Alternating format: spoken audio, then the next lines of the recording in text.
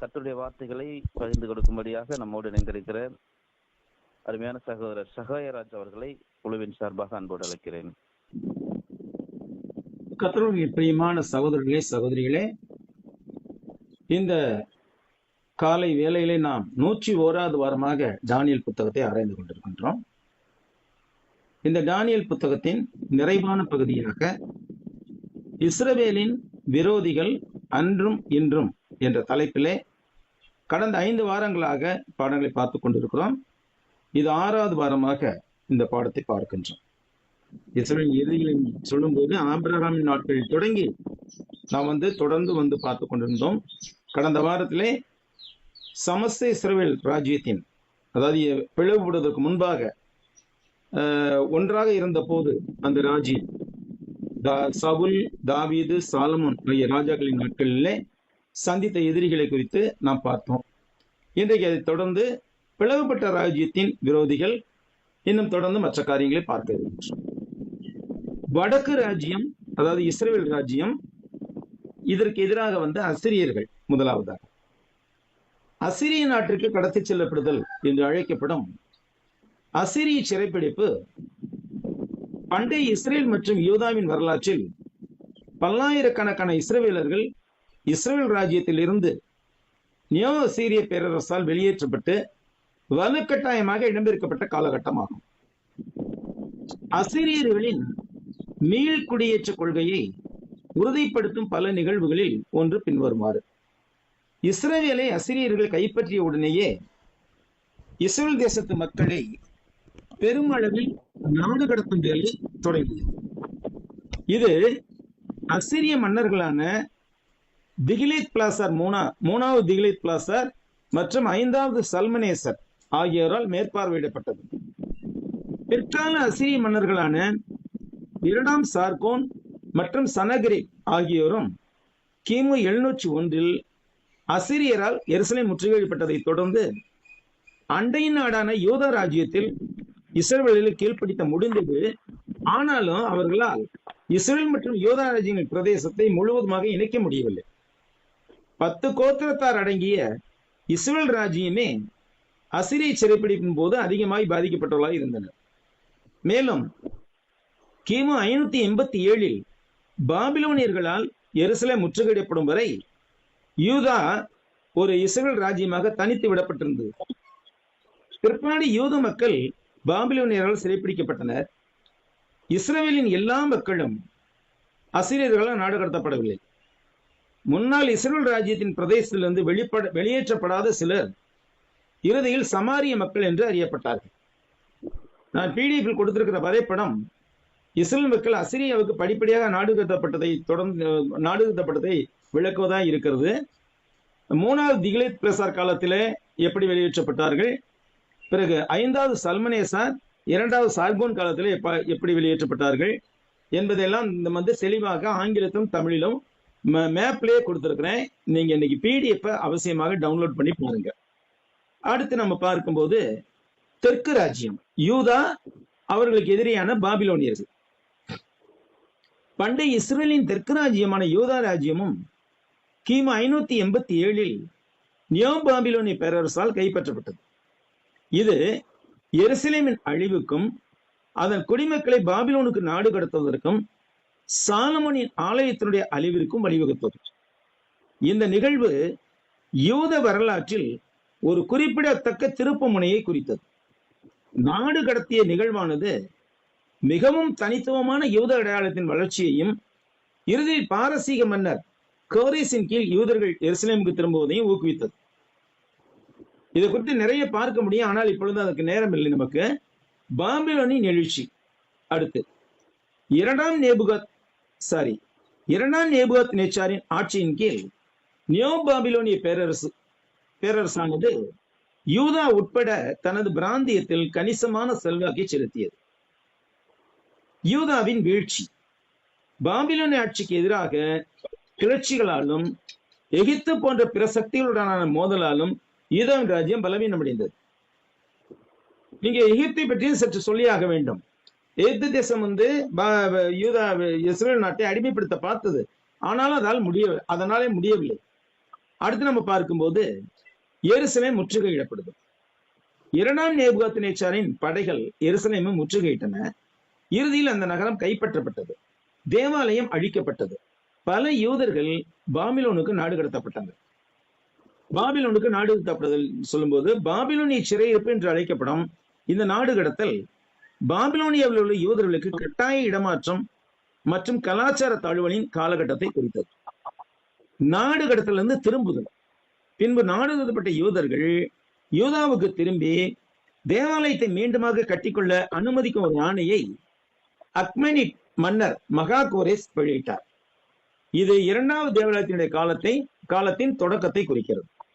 அடுத்து யூத அடையாளத்தின் வளர்ச்சி. பாபிலோன் நாடு கடத்தப்பட்டது யூத மத மற்றும் கலாச்சார அடையாளத்தை வடிவமைப்பதில் குறிப்பிடத்தக்க ஒரு பங்கை கொண்டிருந்தது. மேலும் தனித்துவமான ஒன்றுபட்ட யூத சமூகத்தின் வளர்ச்சிக்கு பங்களித்தது.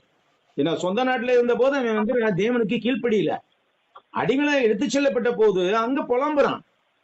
அங்க சங்கீதம் கூட ஒண்ணு இருக்குது. நாங்கள் பாபிலோன் ஆறுகளின் அருகே இங்க அலரி செடியின் மேல் கிண்ணாரங்களை வைத்தோம். அவர்கள் வந்து என்ன செய்தார்கள், உங்களுடைய இஸ்ரவேலின் பாட்டுகள் சிலத்தை பாடுங்கள்னு சொன்னாங்க. அந்நிய தேசத்துல போய் நாங்க எப்படி இந்த பாட்டை பாட முடியும் என்றெல்லாம் புலம்புவார்கள். சொந்த நாட்டுல இருக்கும்போது தேவன் ஆசீர்வாதத்தை கொடுக்கும் போது அவங்களுக்கு அறிவில்லை, கீழ்ப்படியாம போனாங்க. ஆனா அந்நிய நாட்டுக்கு போகும்போது புலம்பி தள்ளுறாங்க. கிமு 597 யூதா ராஜ்யம் பாபிலோனிய பேரரசால் கைப்பற்றப்பட்டது. பின்னர் மக்கள் பாபிலோனுக்கு நாடு கடத்தப்பட்டனர். பாபிலோனிய சிறப்படிப்பு எனப்படும் இந்த நாடு கடத்தல் எருசலேம் முற்றுகை மற்றும் அதன் தொடர்ச்சியான அழிவுக்கு பிறகு பல அலைகளில் நிகழ்ந்தது. ஒரே நேரத்துல கொண்டு போகல, பல வேலைகள் விட்டு விட்டு பல வேலைகள்ல மக்களை வந்து டெபோர்ட் பண்றாங்க அங்க யூதாவில இருந்து பாபிலோனுக்கு. அப்புறம் வெற்றி மற்றும் முற்றுகை. 2ஆம் நேபுகாத்நேச்சார் மன்னர் தலைமையிலான நியோ பாபிலோனிய பேரரசு எருசலேம் உட்பட யூதா தேசம் முழுவதையும் கைப்பற்றியது. எருசலேமில் பல முற்றுகைகள் போடப்பட்டன. இறுதியில் கிமு 587 நகரம், அதாவது எருசலேம் நகரம் முற்றிலுமாய் அழிக்கப்பட்டது, நாடு கடத்தப்பட்டது. எருசலேம் முற்றுகை மற்றும் அழிவை தொடர்ந்து பல யூதர்கள் பாபிலோனுக்கு நாடு கடத்தப்பட்டனர். நாடு கடத்தப்பட்ட மக்களின் சரியான எண்ணிக்கையின் மாறுபட்ட கணக்குகள் உள்ளன. சில ஆதாரங்கள் தொடக்கத்தில் நாடு கடத்தப்பட்டவர்கள் 7000 பேர் என்று சொல்லுகிறது. அது 70,000 பேராகவும் இருக்கலாம். அது ஒருவேளை கணக்கு வந்து என்னுடைய கணக்கு கூட தவறாக இருக்கலாம். அது அலையலையாக நிகழ்ந்தது. அந்த நாடு கடத்தல் அலைகள் வந்து பார்க்கும்போது சில கிமு 597 ஆரம்பத்திலும் பிறகு 587 எருசலேமின் இறுதி அழிவுக்கு பிறகும் நிகழ்ந்தார். காரணங்கள் என்னவென்று பார்க்கும்போது யூதாவின் உள்பிரச்சனைகள், அதாவது சிலை வழிபாடு மற்றும் தீர்க்கதரிசன எச்சரிக்கைகளுக்கு கீழ்ப்படியாமை போன்றவைதான் நாடு கடத்தப்படுவதற்கான உட்காரணம் என்று பைபிள் கூறுகிறது. இஸ்ரேல் மக்கள் பாருங்க, யூதா மக்கள் பாபிலோனியர்கள் வருகின்ற வரைக்கும் கூட, அதாவது நேபுகாத்நேச்சார் வருகின்ற காலம் வரைக்கும் கூட, எவ்வளவு காலம் பாருங்க, யோசிச்சு பாருங்க. மோசையின் காலத்திலிருந்து இங்க பாபிலோன் ராஜா வந்து கிமு 587 புடிச்சிட்டு போற வரைக்கும் கூட சிலை வழிபாட்டை தொடர்ந்து கொண்டிருந்தார்கள். அதுல என்ன இருந்துச்சுன்னு தெரியல அவங்களுக்கு. உண்மையிலேயே அந்த யாக்கோபுடைய மனைவி ராகேல் சுரமங்களை திருடிட்டு வந்தா, அதை தொடர்ந்து பார்க்கும் போது நியாயாதிபதிகள் காலத்துல பார்க்கும்போது பல சிலைகளை வழிபட்டுக் கொண்டிருந்தார்கள். சுற்றிலும் உள்ள மக்களை பார்த்து கெட்டு போறதுதான், வேற ஒண்ணும் இல்ல. பாபிலோனுக்கு நாடு கடத்தப்பட்டது யூத கலாச்சாரம் மற்றும் மதத்தில் குறிப்பிடத்தக்க தாக்கத்தை ஏற்படுத்தியது. இது யூத பாரம்பரியத்தில் மீண்டும் எழுச்சிக்கும் தோராவில் கவனம் செலுத்துவதற்கு வழிவகுத்தது. ஏன்னா தோரா என்பதுதான் உங்களுக்கு சட்ட புத்தகம் யூதர்களுக்கு. அந்த தோரா மீது கவனம் இல்லாமல் போனதுனால இந்த ராஜாக்கள் காலத்துல பாக்குறோம், ஒரு ராஜா வந்து தேவாலயத்திலிருந்து தேவாலய புத்தக சாலை ஏதோ ஒரு இடத்துல இருந்து புத்தகத்தை எடுத்துட்டு வாங்கன்னு சொல்லுமா. அதை எடுத்து வந்து படிக்கும் போதுதான் அவனுக்கு அறிவு வரும் அந்த ராஜாவுக்கு. அப்புறம் மக்களுக்கு அதை சொல்லுவான். இந்த மாதிரிலாம் காரியங்கள் நடந்து கொண்டிருந்தது. பிறகு சீயோனுக்கு திரும்புதல். பாபிலோனிய பேரரசை பாரசீக பேரரசு கைப்பற்றிய பிறகு, அதாவது பெர்சிய பேரரசு கைப்பற்றிய பிறகு நாடு கடத்தப்பட்டவர்கள் எருசலேமுக்கு திரும்ப மகா கோரேசினால் அனுமதிக்கப்பட்டனர். தானியல் சிலை இருக்கு இல்லையா, அந்த சிலையில பொன்னால் ஆகிய அந்த தலை வந்து பாபிலோன், மார்பும் புயமும் மேதிய பெர்சியான்னு சொன்னோம் இல்லையா, அந்த மேதிய பெர்சியா ராஜ்யம் வந்து பாபிலோனிய பேரரசை மேற்கொண்டது. அதற்கு பிறகுதான் இந்த பாரசீக ராஜா மகான் கோரேஸ்னாலே இஸ்ரேலுக்கு வந்து அனுமதிக்கப்படவில்லை போறதுக்கு. பாபிலோன் திரும்பிய பின், இங்க கொஞ்சம் கவனிங்க நல்லா, பாபிலோன் திரும்பிய பின் ஆகாய், சகரியா, மல்கியா ஆகிய மூவர் மட்டுமே தீர்க்கதரிசனம் உரைத்தார்கள். தானியலுக்கு பிற்பாடுதான் சிறிய தீர்க்கதரிசன புத்தகம்லாம் வருது, லிஸ்ட் போடப்பட்டிருக்கு. ஆனால் அந்த சிறிய தீர்க்கதரிசன புத்தகங்கள் யாவும் தானியலுக்கு முன்பாகவே எழுதப்பட்டவைகள். தானியலுக்கு பின்னாடி எழுதப்பட்ட புத்தகங்கள் வந்து ஆகாய் கிமு 520, சகரியா கிமு 520 to 480, மல்கியா கிமு 430. இந்த 3 பேர் தான் ரிட்டர்ன்டு பீப்புளுக்கு, அதாவது பாபிலோன் திரும்பி வந்த மக்களுக்கு தீர்க்கதரிசனம் உரைத்தவர்கள் ஆவார்கள். இந்த மல்கியாவின் காலத்துக்கு பிற்பாடு யோவான் ஸ்நானன் வரும் வரை 430 நாட்கள், 430 ஆண்டுகள், 430 ஆண்டுகள் இஸ்ரேல் நாட்டில் தீர்க்க தரிசனமோ தரிசனங்களோ இல்லாமல் நாடு சீர்கிட்டு போயிருந்தது. இந்த வேளையில் கிமு 63 ரோமானியர்கள் இஸ்ரேல் நாட்டை அடிமைப்படுத்தினார்கள். அவர்கள் அரசியல் மற்றும் யூதருடைய மார்க்கம் ஆகியவற்றில் கட்டுப்பாடு செலுத்தினார்கள். இஸ்ரேல் மக்கள் தங்கள் சொந்த நாட்டிலேயே அந்நியர்களான ரோமர்களால் சிறுமைப்படுத்தப்பட்டு சிறுமையான நிலையில் இருந்தனர்.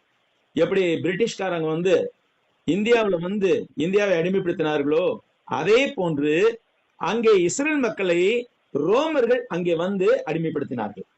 அவர்கள் தங்களை ரோமர்கள் பிடியினின்று விடுவிக்க ஒரு மெசியாவை எதிர்பார்த்து காத்திருந்தார்கள். 430 ஆண்டு காலம் ஒன்றுமே தீர்க்கதரிசனம் இல்லை. பிறகுதான் யோவான் ஸ்நானன் வந்தார். இந்த இடத்துல வந்து நான் பிடிஎஃப்ல மேப் கொடுத்திருக்கிறேன். யூதா மக்கள் பாபிலோனுக்கு நாடு கடத்தப்படுதல் பற்றியும், அப்புறம் இஸ்ரேல் மற்றும் யூதாவின் சிறைப்பிடிப்பை மொத்தமாகவும் மேப்லாம் கொடுத்திருக்கிறேன். நீங்க பிடிஎஃப்ல நீங்க இந்த மேப்பை பார்த்துக்கலாம், நல்லா இருக்கும். ஆங்கிலம் தமிழ் ரெண்டுலையுமே கொடுத்துருக்கேன் சகோதரர்களே. அடுத்து நம்ம பார்க்கும்போது மிக முக்கியமான ஒரு பகுதிக்கு வருகிறோம். 20 நூற்றாண்டுகளிலே இஸ்ரேலுக்கு விரோதிகளா இருந்தவர்கள் யார்? இதை வந்து ஒவ்வொரு நூற்றாண்டா நம்ம பார்க்க போறோம். முதல் நூற்றாண்டில் இஸ்ரேலின் விரோதிகள். முதல் நூற்றாண்டில் இஸ்ரேலின் முதன்மை எதிரிகள் யாருன்னு பார்க்கும்போது, யூதேயம் மீது தனது ஆட்சியை நிறுவிய இருந்த ரோமானிய பேரரசு, யூத மக்களிடையே உள்ள பல்வேறு பிரிவுகள், அவற்றில் ரோமாபுரியன் ஒத்துழைத்தவர்கள், 3வது ரோமானிய அதிகாரத்துக்கு எதிராக தீவிரமான கிளர்ச்சி செய்தவர்கள், 4வது ஜெலாட்டுகள் மற்றும் எசன்ஸ்கள் போன்ற பிற குழுக்களும். செலாட்னாக செலாத்தே சீமோன் ஒரு அப்போஸ்தலர் இருக்கிறார் இல்லையா, அவர் இருந்த அந்த குழுவுக்கு பேரு ஜெலாட். ஜெலாட்னா ஜெலஸ் அபவுட் த லா, நியாயப்பிரமாணத்துக்கு வந்து வைராக்கியமா இருந்தவர்கள் என்று அர்த்தப்படுகிறது. ஜெலஸ் என்பது வைராக்கியம் என்று அர்த்தப்படுகிறது. ஜெலாட் என்றா வைராக்கியமானவர்கள். அதுல ஒருத்தர் தான் இந்த அப்போஸ்தலனாகிய சீமோன், செலாத்தே எனப்பட்ட சீமோன் என்று அவர் சொல்லப்படுவார். அவர் கையில எப்பொழுதுமே கத்தி வச்சிருப்பார். செலாட்டுகள் வந்து எப்பொழுதுமே பட்டாயம் வைத்திருப்பார்கள். இந்த செலாட்டுகள் எசன்ஸ் போன்ற பிற குழுக்களும் அங்கே எதிர்ப்பலாக இருந்தன. அதாவது யூதேயா மீது தனது ஆட்சி நிறுவிந்த ரோமானிய பேரரசு, யூத மக்களிடையே உள்ள பல்வேறு பிரிவுகள், அதுல ரோமாபுரியன் ஒத்துழைத்தவர்கள், அப்புறம் ரோமானிய அதிகாரத்துக்கு எதிராக தீவிரமான கிளர்ச்சி செய்தவர்கள், அப்புறம் ஜெலாட்டுகள் மற்றும் எசன்ஸ் போன்ற பிற குழுக்கள், இவை எல்லாமே வந்து ரோமானிய ஆக்கிரமிப்புக்கு சவால்களாக இருந்தன, யூதர்களுக்கும் எதிரிகளாக இருந்தார்கள். அடுத்து ரோமானிய பேரரசு. ரோமானிய பேரரசு எப்படி எதிரியாக இருந்தது? ரோமானிய பேரரசு யூதேயா மீது கணிசமான கட்டுப்பாட்டை செலுத்தியது, ஆளுநர்களை நியமித்தது மற்றும் வரிகளை வசூலித்தது. யூத மக்கள் ரோமானிய ஆக்கிரமிப்பை அடக்குமுறையாக கருதினார்கள். இது கிபி 66 to 73 நடந்த பெரிய யூத கிளர்ச்சி உட்பட ஏராளமான கிளர்ச்சிகளுக்கு வழிவகுத்தது. ரோமானிய ராணுவ இருப்பு. யூதேயாவில் ரோமானிய படைகளின் இருப்பு மற்றும் அவர்களின் கோட்டைகள் ஆகியவை பதட்டங்களையும் எதிர்ப்பையும் மேலும் தூண்டின. அடுத்து உள்பிரிவுகள். சில யூத தனிநபர்கள் மற்றும் குழுக்கள் ரோமானியர்கள் ஒத்துழைத்தனர். அவர் தான் குடியை கெடுக்க வந்த கோடாரிக்காமன்னு சொல்றது. இதன் மூலம் இவர்கள் வந்து பெரும்பாலும் தங்கள் சொந்த தர நிலைகளையும் அதிகாரத்தையும் தக்க வைத்துக் கொள்ள முயன்றனர். அவங்களுக்கு யூத சமுதாயத்தை பத்தி, இஸ்ரேல் சமுதாயத்தை கரையில நாங்க நல்லா இருக்கணும். இதுல ஒரு குழுவினர் தான் ஆயக்காரர்கள். ஆயக்காரர்கள் வந்து யூதர்கள் தான், ஆனா ரோமானியர்கள் சார்பாக அவர்கள் வந்து வரி வசூலித்துக் கொண்டிருந்தார்கள். அதனாலதான் ஆயக்காரர்களை பரிசேயர்கள் வந்து என்ன சொல்லுவாங்க, பாவிகள் என்று சொல்லுவார்கள். பாவிகளுடைய வரிசைகளை வைப்பார்கள். அவங்க வந்து ஒத்துழைப்பாளர்கள். யாருக்கு? ரோம அரசோடு ஒத்துழைத்தவர்கள். அடுத்து கிளர்ச்சியாளர்கள். கிளர்ச்சியாளர்கள் யாரு? ஜெலாட்டுகளை போன்ற சில பிரிவுகள் ரோமானிய ஆக்கிரமிப்பை தீவிரமாக எதிர்த்தனர். இந்த ஜெலாட்டுகள் யூதர்களையும் எதிர்த்தார்கள். இந்த பரிசேர் சதுசேர்னால தானே மதமே கெட்டு போச்சு, இவங்கள கூட தொலைச்சு கட்டினா அப்படின்னு சொல்லிக்கிட்டு இருந்தாங்க. அப்புறம் ரோமர்கள் ஆக்கிரமிப்பு போது அவன் செய்யறத பாக்குறாங்க. ரோமர்கள் என்ன செய்யறாங்க? அரசியல் மட்டுமல்ல, மதத்திலையும் புகுந்து பல்வேறு மாறுபாடுகளை செய்தார்கள். அதனால ரோமர்களை இவர்கள் எதிர்த்தார்கள். அதுவும் இவர்கள் எப்படி எதிர்த்தார்கள்? ஆயுதமேந்தி எதிர்ப்பு தெரிவித்தார்கள். நம்ம வீரப்பன் மாதிரி, சந்தன வீரப்பன் மாதிரி அல்லது பிரபாகரன் மாதிரி ஆயுதமேந்தி எதிர்ப்பை தெரிவித்தார்கள். மற்றும் வேற என்ன இருந்துச்சு? மத மற்றும் அரசியல் பிரிவுகள் இருந்தது. இது உட்பிளவுகள். யூத மக்கள் தங்கள் பொதுவான எதிரியான ரோமானிய பேரரசுக்கு ஒன்றுபடுவதை இந்த பிரிவுகள் கடினமாக்கினர். உதாரணத்துக்கு பரிசேயர்கள், சதுசேயர்கள். இந்த ரெண்டு பேரும் எப்படி? பரிசேயர்கள் உயிர்த்தெழுதல் உண்டு, தேவதூதன் உண்டு என்று சொல்லி, பரலோகம் உண்டு என்று சொல்லி நம்பக்கூடியவர்கள். சதுசேயர்கள் சொல்றாங்க உயிர்த்தெழுதெல்லாம் கிடையாது, தேவதூதன் கிடையாது, பரலோகம்லாம் கிடையாது அப்படின்னு சொல்லக்கூடியவங்க. இப்படி யூத மார்க்கத்துள்ளே இருக்கிற ரெண்டு பிரிவுகள் அவர்கள் ரோமானிய பேரரசுக்கு எதிராக ஒன்றுபடுவதை கடினமாக்கியது. அது தனக்குத்தானே எதிரியாக இருந்தான். அப்ப ஊர் ரெண்டு பட்டா கூத்தாடிக்கு கொண்டாட்டம். அது மாதிரி ரோமர்கள் அங்க ஆண்டு கொண்டிருந்தார்கள். அடுத்து நம்ம 2ஆம் நூற்றாண்டில் இஸ்ரவேலின் எதிரிகள் யார் என்று பார்க்க போன்றோம். 2ஆம் நூற்றாண்டிலும் ரோமானிய பேரரசு தான் இஸ்ரவேலின் முதன்மையான எதிரியாக இருந்தது. ரோமாபுரியின் அரசியல் மற்றும் இராணுவ ஆதிக்கத்திற்கு அப்பால் மத மற்றும் சமூக வேறுபாடுகள் உட்பட இஸ்ரவேலுக்குள் உள்ள உட்பிளவுகளும் பிரிவுகளை உருவாக்கின. இந்த பிரிவுகள் சில சமயங்களில் ஒன்றுக்கொன்றும் மற்றும் ஒட்டுமொத்தமாகவும் யூதர்களுடனும் மோதின. ரோமானிய ஆட்சி. யூதேயா மற்றும் யூத மக்கள் மீது ரோமானிய பேரரசின் கட்டுப்பாடானது பதற்றம் மற்றும் மோதலின் காலகட்டத்தை உருவாக்கினது. ரோமர் வரிகளை விதிப்பது, யூதர்களின் மத நடைமுறைகளில் தலையிடுவது மற்றும் யூத கிளர்ச்சிகளை அடக்குவது என்பதை இவை யாவும் தொடர்ச்சியான மோதலுக்கு வழிவகுத்தன. உள்பிரிவுகள். ரோமானியர்கள் முதன்மையான மற்றும் வெளிப்படையான எதிரிகளாக இருந்த போதும் யூத மதத்திற்குள்ளாகவே இருந்த உட்பிளவுகளும் எதிர்ப்பிளவுகளை பெற்றுக் கொண்டிருந்தனர். சதுசேயர்கள், பரிசேயர்கள் மற்றும் எசன்ஸ்கள் போன்ற வெவ்வேறு பிரிவுகள் யூத மார்க்கத்துக்குள்ளாக இருந்தன. மத விஷயங்கள் மற்றும் அரசியல் விஷயங்களில் இவைகள் மாறுபட்ட கருத்துக்களை கொண்டு வந்தன. மேலும் இந்த வேறுபாடுகள் சில நேரங்களில் மோதலுக்கும் வெளிப்படையான விரோதத்துக்கும் வழிவகுத்தன. இவனே ஒருத்தனுக்கு ஒருத்தையும் அடிச்சுக்கிட்டு இருக்கான். இன்னைக்கு பாருங்க, நாமகரண கூட்டத்தாரெல்லாம் சேர்ந்து கத்திக்கிட்டு இருக்காங்க. குறிப்பா இந்த பெந்தகோஸ்துகள். இந்த பெந்தகோஸ்துகள்னாலதான் இன்னைக்கு கிறிஸ்தவ மார்க்கத்தின் பேரே அவகீர்த்தியாகும். அது மாதிரி அந்த காலத்துல இருந்திருக்குது. யூதர்களுக்குள்ளாகவே சதுசேயர்கள், பரிசேயர்கள் மற்றும் எசன்ஸ்கள் போன்றவெல்லாம் ஒருத்தன் கருத்து வேறுபாடை வச்சுக்கிட்டு அடிச்சுக்கிட்டு தான். அடுத்து பார்க்கும்போது மத துன்புறுத்தல் இருந்தது. பேரரசர் நீரோ உட்பட ரோமானிய அதிகாரிகளால் ஆரம்பகால கிறிஸ்தவர்கள் துன்புற்றார்கள். யூத மரபுகளை பின்பற்றிய சிலர் உட்பட புதிய மத குழுக்கள் மீது ரோமானிய அதிகாரிகள் அவநம்பிக்கை கொண்டார்கள். சாத்தியமான மற்ற எதிரிகள் யாரு? ரோமானியர்கள் போலவே முக்கியத்துவம் வாய்ந்தவர்களாக இல்லாவிட்டாலும் நபாட்டியன்ஸ் என்று சொல்லக்கூடிய பிற சிறிய பிரிவுகள் அந்த பிராந்தியத்தில் இருந்தன.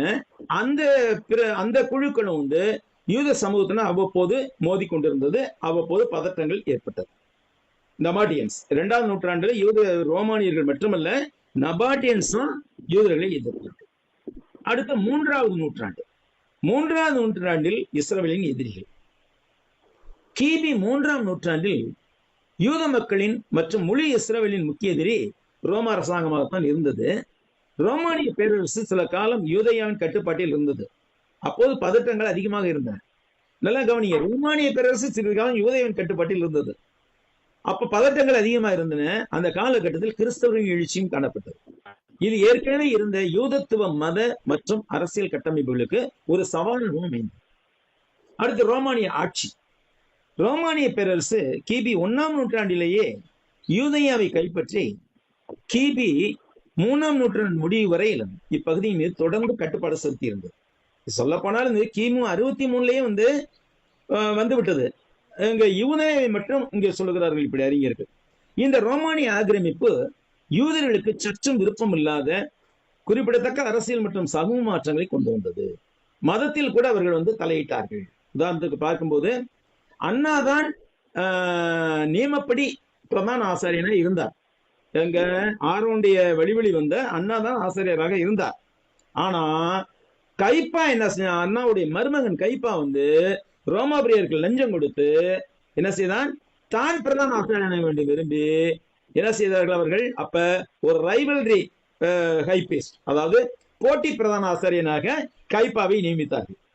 அப்ப அந்த கைப்பாவை நீ இல்ல அப்படின்னு சொல்ல முடியாமல் இருந்தது, அந்த அதிகாரம் இல்லாம இருந்தது அண்ணாவுக்கோ அல்லது இஸ்ரேல் மக்களுக்கோ. ஏன்னா அந்த அளவுக்கு அடக்குமுறை இருந்தது ரோமானியருடைய அடக்குமுறை. அதனால அண்ணா பைபிளே போட்டிருக்க பாருங்க, அண்ணாவும் கைப்பாவும் பிரதான ஆசிரியர்கள் இருந்த அந்த நாட்களிலே என்று லூக்கால போடப்பட்டிருக்கிறது. ஆக அந்த அளவிற்கு மதத்திலே இடையூறு செய்யும் அளவுக்கு அந்த ரோமானியருடைய ஆட்சி அந்த அளவுக்கு கொடுமையாக இருந்தது. அப்ப கிறிஸ்தவத்தின் எழுச்சி 3ஆம் நூற்றாண்டின் ஆரம்ப கால ஆண்டுகளில் கிறிஸ்தவம் மிகவும் பிரபலமாக்கி கொண்டிருந்தது. இது ஏற்கனவே நிறுவப்பட்டிருந்த யூத விதிமுறைகளுக்கு, மத விதிமுறைகளுக்கு அறைகோல் விடுத்தது. இந்த புதிய மார்க்க நம்பிக்கையும் ரோமானிய அதிகாரிகளின் துன்புறுத்தலை எதிர்கொண்டது. இங்கே 3ஆம் நூற்றாண்டு என்று சொன்னால் என்ன ஆண்டுங்க, 201 இருந்து 300 வரைக்கும்.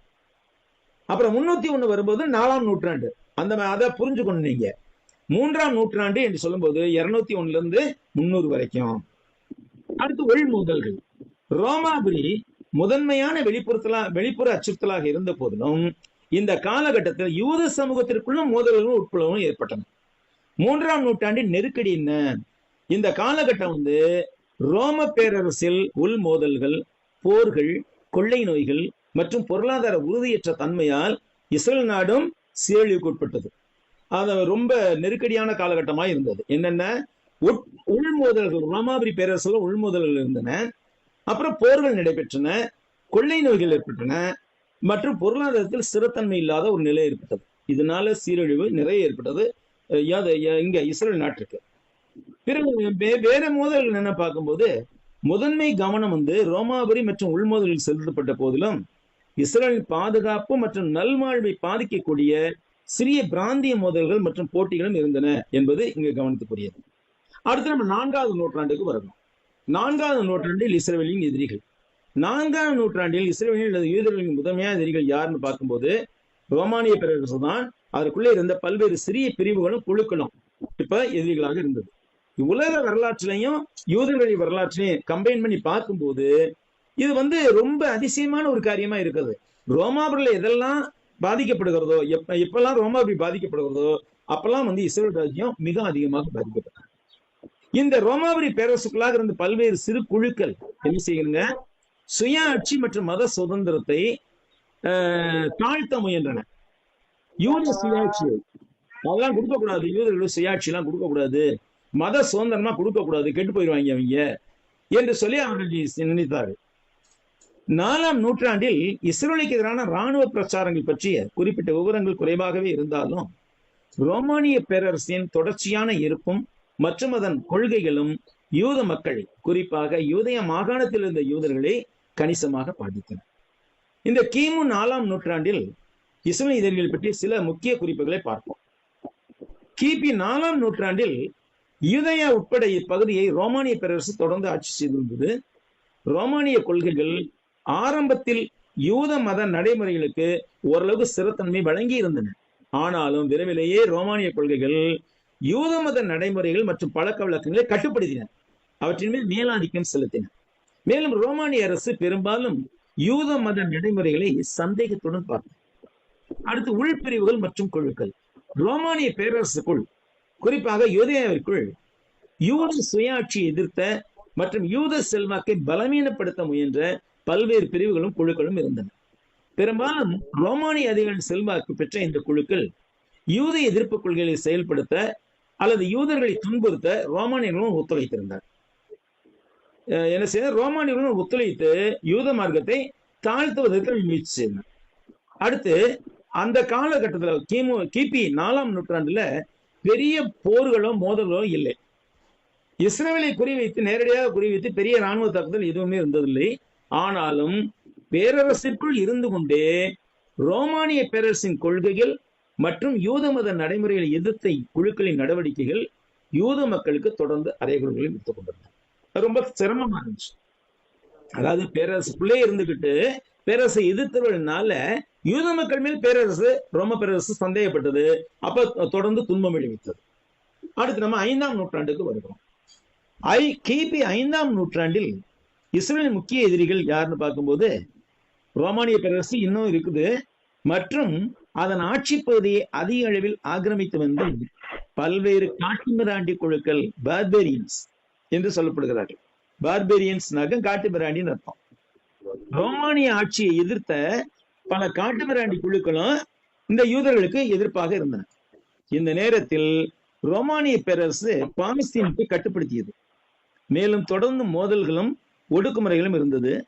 இன்னொன்று இத்துடன் கூடுதலாக ஹன்ஸ் என்று சொல்லக்கூடிய ஒரு குழுவினர், அப்புறம் மற்ற ஜெர்மானிய பழங்குடியினர் போன்ற பல்வேறு குழுக்கள் ரோமானிய பேரரசின் எல்லைகளுக்கு எதிராக போரிட்டனர். ரோமானிய பேரரசின் எல்லைகளுக்கு எதிராகனாக்கா இஸ்ரேல் இடத்துல போராடுகின்றனர். அப்ப இது யூதருடைய வசிப்பிடங்களை மிகவும் பாதித்தது. யாரு? இஸ்ரேல் ராஜ்யத்துக்காக ரோமானியனும் ஹன்ஸும் ஜெர்மானிய கிளம்பி இவங்க எல்லாமே போராடுறாங்க. எங்க வந்துகிட்டு? இஸ்ரேல வந்துகிட்டு. அப்ப இது எவ்வளவு ஒரு கொடுமையான காரியம் பாருங்க. இவன் நாட்டுல இவன் பாட்டுக்கு இருக்கிறான். இந்த நாடு எனக்கு தான் சொந்தம்ட்டு ஒருத்தன் வர்றான். யாரு? ரோமானியன். இல்ல இது எனக்கு தான் சொந்தம்ட்டு ஹன்ஸ் வர்றான். எனக்கு தான் சொந்தம்னு ஜெர்மானிய பழங்குடியினர் வருவாங்க.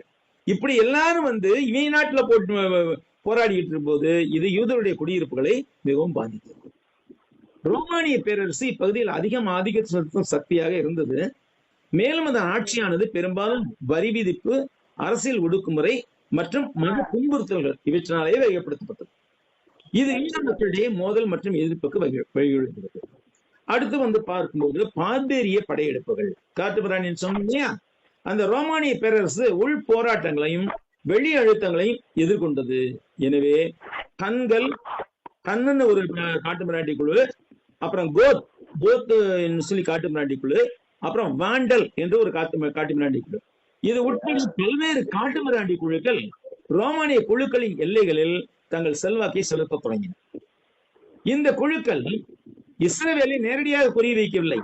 இருந்தாலும் அவர்களின் ஊடுருவல்கள் மற்றும் இடம்பெயர்வுகள் பெரும்பாலும் நாட்டில் இருந்த ஒழுங்கை சீர்குலைத்தது. ஆமா, யாராவது ஒருத்தர் 2 பேரும் வந்துகிட்டு நம்ம வீட்டு சண்டை போட்டாக்கா நமக்கு ஒரு டிஸ்டர்பன்ஸா இருக்கும் இல்லையா? நம்ம வீட்டுக்கு முன்னாடி யாரோ ஒருத்தர் 2 பேர் நமக்கு தெரியாத 2 பேர் ஒருத்தர் கத்தியால குத்திக்கிறான்னு வச்சுக்க, நம்ம அரண்டுருவோமா இல்லையா? அதே மாதிரிதான் யூதர்கள் நிலைமை இருந்தது. அடுத்து உள்மோதல்கள். யூத மக்கள் முழுமையாக ஒன்றுபட்டிருக்கவில்லை. பாருங்க, இவங்களுக்குள்ளேயே மோதல்களும் உட்படிகளும் இருந்தன. குறிப்பாக மத விளக்கங்கள் மற்றும் அரசியல் விசுவாசம் தொடர்பாக ஏராளமான கருத்து பிளவுகளும் வேற்றுமை உணர்வுகளும் இருந்தன. இந்த உட்பிளவுகள் யூத மக்களுக்கும் அவர்களின் ரோமானிய பிரபுக்களுக்கும் இடையிலான உறவை இன்னும் சிக்கலாக்கின. அடுத்து 6ஆம் நூற்றாண்டில் இஸ்ரேலின் எதிரிகள். இதோட நம்ம இன்னைக்கு முடிச்சுக்குவோம். நான் 10 நூற்றாண்டு செய்யலான்ட்டு முடிச்சு வச்சிருக்கேன். ஆனா 10 நூற்றாண்டு முடியாது போல இருக்கு. இந்த 6ஆம் நூற்றாண்டை மட்டும் பார்த்துட்டு முடிச்சுக்குவோம். 6ஆம் நூற்றாண்டில் இஸ்ரேலின் எதிரிகள். கிபி 6ஆம் நூற்றாண்டில் நவீன இஸ்ரேல் பாலஸ்தீன பகுதியில் யூத மக்களின் முதன்மை எதிரியாக இருந்தது பைசாந்திய பேரரசாகும். ஆனால் பைசாந்திய பேரரசை பற்றி கொஞ்சம் சற்று விளக்கம் அதிகமா இருக்கிறது சகோதரர்களே. அதனால நம்ம இதோட முடிச்சுக்குமோ, அடுத்த வாரம் பார்ப்போம். நேரம் ஆயிடுச்சு, நம்ம அடுத்த வாரம் பார்ப்போம். 5 நூற்றாண்டு வரை நம்ம பார்த்திருக்கிறோம். கிறிஸ்துவுக்கு பின்னால் 5 நூற்றாண்டு வரை பார்த்திருக்கிறோம். 6ஆம் நூற்றாண்டு அடுத்த வாரம் தொடங்குவோம். நன்றி சகோதரர்களே, நன்றி.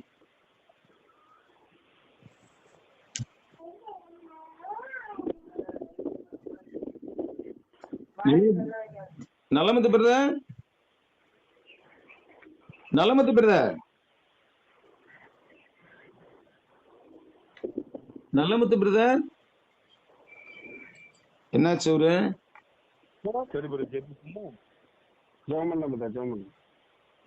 பரலோகத்தில் வாசமாயிருப்பதான பரிசுத்தமும் அன்பும் நிறைந்த நல்ல பிதாவே, இந்த நேரத்திற்காக நாங்கள் நன்றி செலுத்துகிறோம்.